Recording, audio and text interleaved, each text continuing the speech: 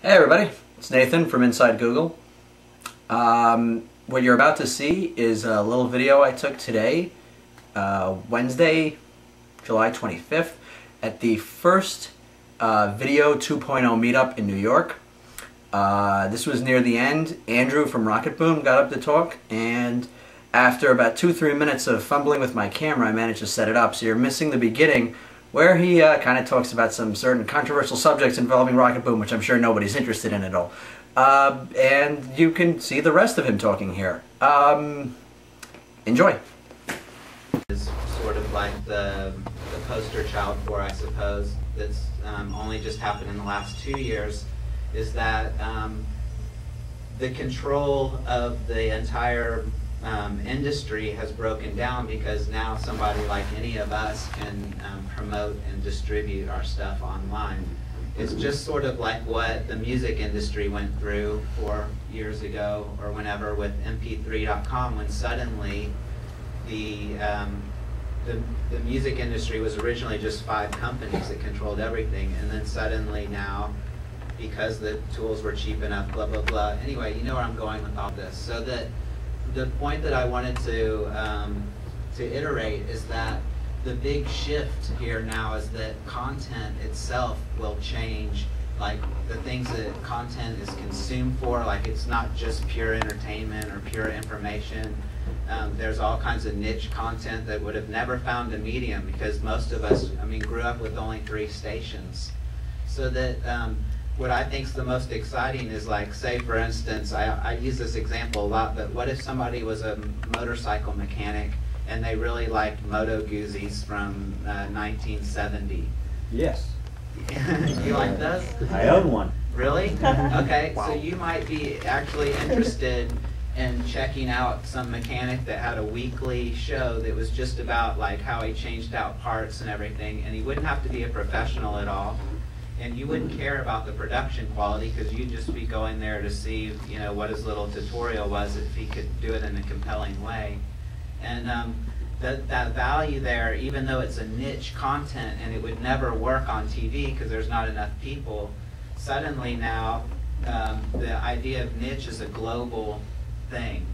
I probably have hit about 5 minutes, but so therefore, if you could find your niche, your hobby, your interest, or whatever, and dive in right now during this small window of opportunity where there's hardly anybody else out there, you can do a show sort of like Rocket Boom or like some of the other ones that were shown on Blip, because there's nobody else out there right now. It's like, this is the time to really just jump on it and go, go, go. Especially the more niche you get, the more wide open it is and the fewer people that are out there. So that's kind of what I wanted to say. And otherwise, just take a few questions.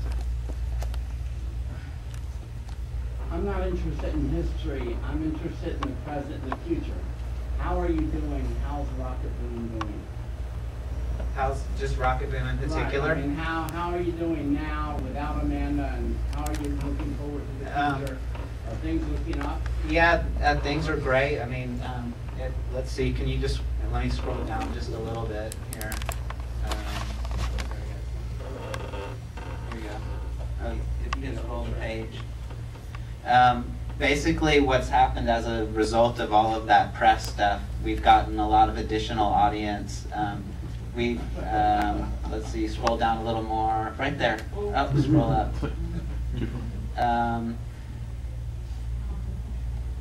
In terms of the show itself, like one thing that I didn't anticipate, but that now that, you know, I'm standing here and looking back and reflecting.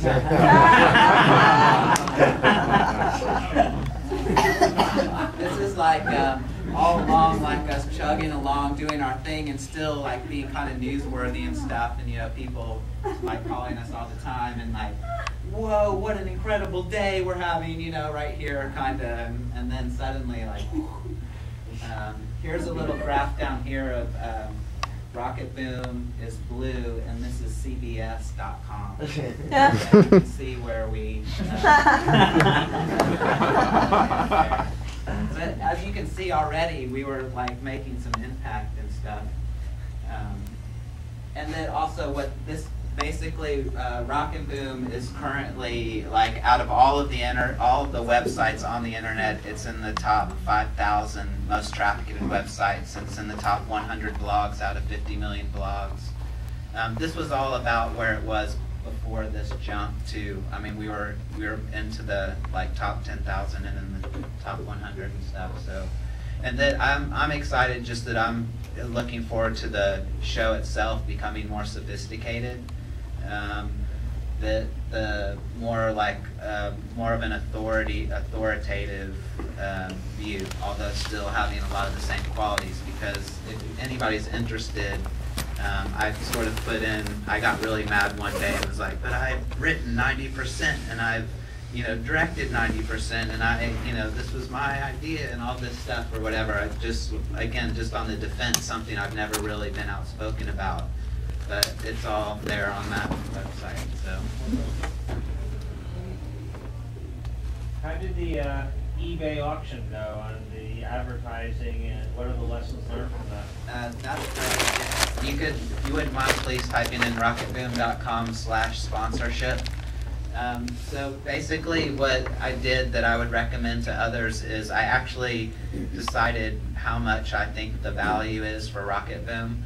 And I went to try to justify it, and then I posted it, so that now when people call and solicit us and say we want to advertise on Rocket Boom, I say, well, go check out this page and check out our prices, and then if you're still interested, come back. So I created this starting point. I just actually, if anybody's interested, email me tomorrow, and that will be the day that the news breaks. But I just sold another week of advertising today.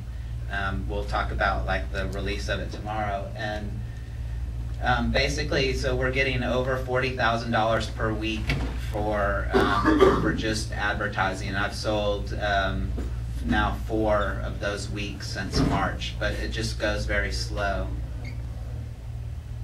So that's where that's at. Any other questions? Or I think my time is probably way past you. So is it actual bidding at eBay? We just did that once, and it created a big spark and everything, but I haven't attempted it again because I think maybe it won't work. Sort of like the guy who did the $1 million homepage. Right. You know that, and then how then there were like 1,000 other people that tried to do it, and that was so ridiculous because who would do that?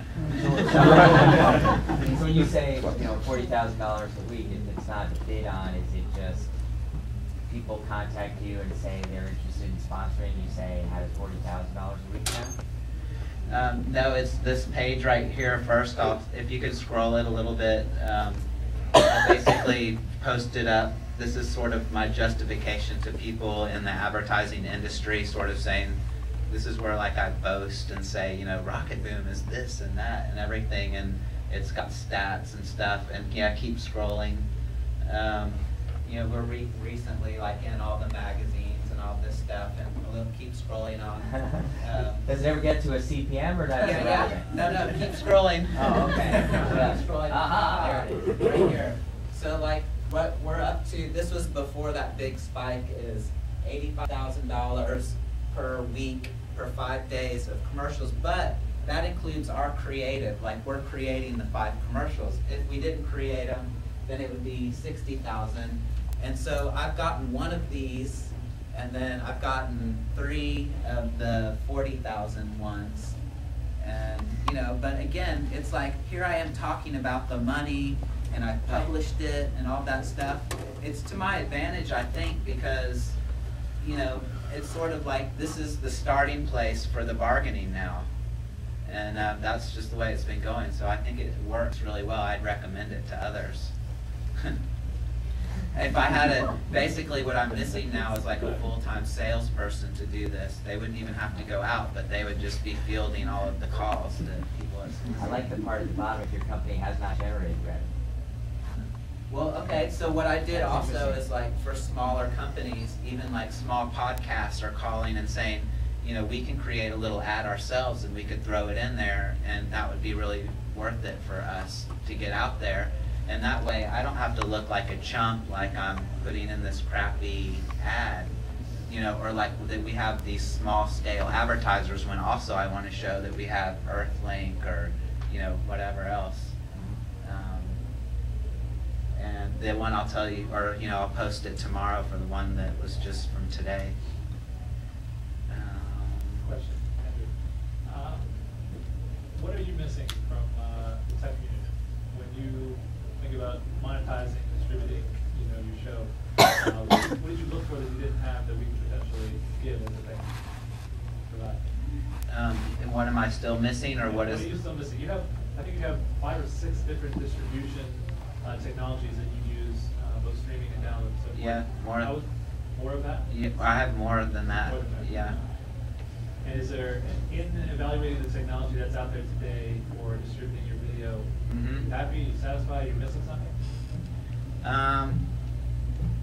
You know, I can't say. I'm pretty happy actually about it. I mean, the one thing that I wished when I got started was that I wished that there would be one codec that would really, you know, sort of like MP3s.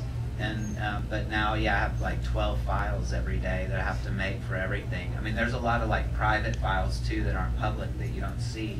But the XML standards is so easy because, you know, I think it's actually the hardest thing is that everybody comes up with their own process, and so you have to go and like piece things together. Like Blip, for instance, is an awesome service. I mean, I don't use Blip in particular, but like that's one kind of thing that people would stumble upon and say, yes, this is a quintessential thing I need to have in my system. But then somebody might, like we branch off and say, oh, well, we want, like our videos, you can click on them and it'll go to the link. Like when Joanne is saying, you know, blah, blah, blah, the Hitler cats, like today, you could click on the video right at that moment and it would launch. And then also, I don't know if anybody's seen our video search, but that's voice recognition, so it makes transcripts out of all of the video, and then you can search the individual tags. You can even subscribe to tags, and it's called Podzinger. If you go to rocketboom.com and then just click on, when it pops up, just click on video search. Or, well, it doesn't matter. Anyway, you can go to Rocket Boom and click on video search, and then you can even like subscribe, and it gives little little flash video clips. Well, kind of like the one that was being demoed earlier, where you can actually subscribe to the tag and then have just that little bit linked right to that bit of the video, and then you can even it wraps it in an enclosure.